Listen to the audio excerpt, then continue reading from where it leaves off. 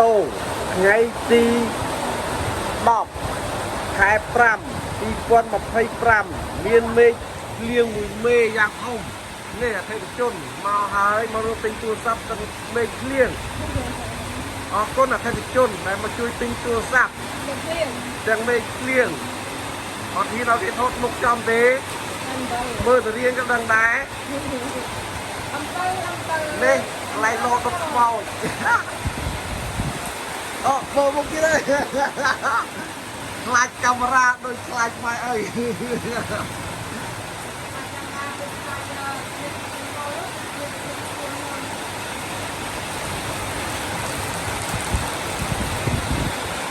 យ៉ា